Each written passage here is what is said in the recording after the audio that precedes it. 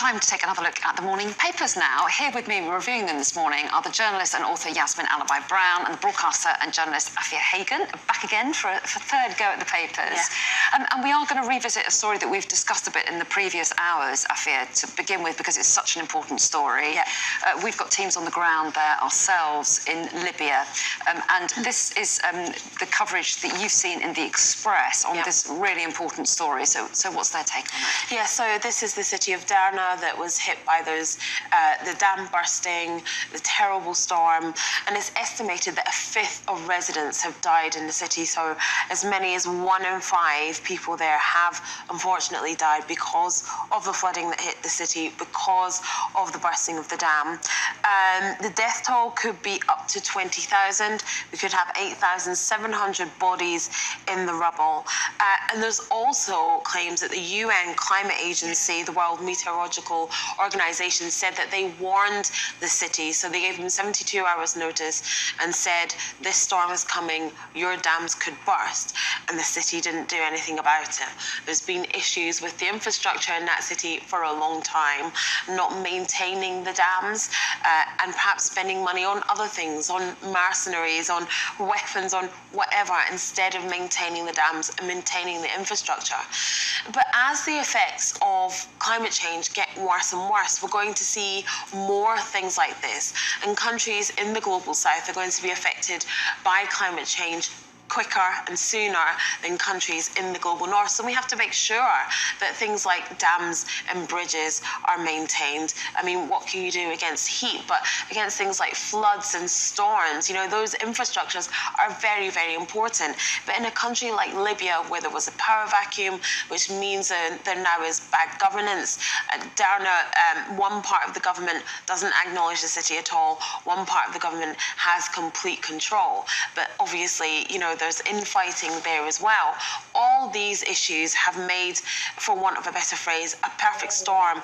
And what's happened is 20,000 dead, bodies being washed up in the beach, fishermen literally fishing the bodies out like fish in their nets. It's unbelievable. Yeah. And the thing is, when they were warned, instead of doing something about evacuation or whatever, they imposed a curfew.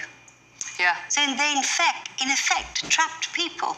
Yeah. So there are lots of questions about whether that warning should be. And then, of course, now, of course, the Prime Minister, if there is such a thing as a Prime Minister of Libya, says they will be punished, they will be prosecuted. Actually, it's the poor governance, as Afua says. Yeah, so lots of questions over whether it could have been prevented, but also the immediate challenges of helping those people who desperately need it now. Even getting the aid in is proving hugely challenging. So it's a huge story, and I'm sure it's one that we'll revisit a lot over the next few days. But for the time being, let's move on, Yasmin. The story of Lucy Letby is back in the papers. Tell us why. This is in the Mirror. Yes, so apparently, you know, she, the 33-year-old Letby was sentenced to 9 whole life jail prison terms, but her legal team has lodged an application for permission to appeal. So she hasn't been given the permission to appeal. But the thing to ask is, what's going on in her head that she feels that she has the right to appeal? There's something quite, I mean, I was very struck at the time how many of her friends still said, after all that we knew, after all that doctors had warned and everything, they were saying one after another, no, she's innocent. We'll only believe she's guilty if she tells us. So it's quite interesting, the whole this young woman has, and also what's going on in her head. Yeah, and interesting to see whether she gets anywhere in trying to... I don't think she will, be granted, frankly, but anyway. And Afua, inside the Times, a story about a Peckham shopkeeper and the repercussions that's having on the community there. Talk us through it. Absolutely. So earlier on in the week, we saw the video of the altercation between the Peckham shopkeeper and a customer in the store. Lots of conflicting reports around what actually occurred, or what happened before the altercation occurred. It's thought that perhaps this woman was trying to return some goods, exchange them, and she was taking too much that was over the value of what she should. But an altercation ensued. That's the main part. The video was really graphic from all angles. At one point, the shopkeeper had his hands around the woman's neck, and there's been so much discussion really this week around basically, you know, violence against women, violence against black women. He was very much taller than she was. She was quite short. Obviously, she was shouting back. This has sort of been put on a page with a story about facial recognition with shoplifters, but she wasn't actually shoplifting because she was still in the shop. She hadn't left the store. He's saying he was trying to prevent shoplifting from happening, but she hadn't left the store. There's lots of people saying now that the black community should boycott Asian shops. They really have a monopoly in the beauty industry that black women especially spend millions and millions of pounds on. I think this is really important, because that's a really huge issue. And I tweeted because I think we have to be honest. Okay, this was a one-off incident. We don't know the full facts, and I said that in my tweet.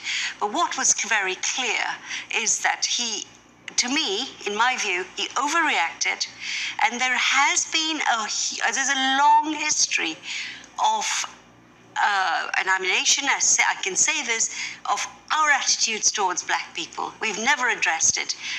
And that was the background to why Idi Amin did what he did to us in Uganda. And I think it's time that we actually started addressing those attitudes. If a black man had attacked a woman in a sari in this way, it would be a completely different story. It would be a completely different story. And I think when we talk about white racism, we ask people to confront that, we Asians have to look at this too. And also black people, if they're demonizing all Asian shopkeepers, that's wrong. But there is a big issue here. Yeah, okay, and as we say, we haven't heard from the woman involved, and he's given some interviews.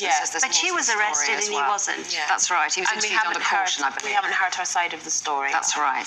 Let's quickly, I'm going to whiz on to the final story about the weather, because we're about to do the weather, and we've only got about 20 seconds. Yes. The Daily Star, that's all, folks, the Bugs Bunny reference, as in bye-bye summer. Basically, this is the last day of summer. Could feel like 30 degrees today in the south, and then after that, it's all downhill, and Ladbrokes have slashed the odds of the wettest day of the year coming before the end of the month. Oh, goody. Yay. Because we haven't had much rain recently, have we?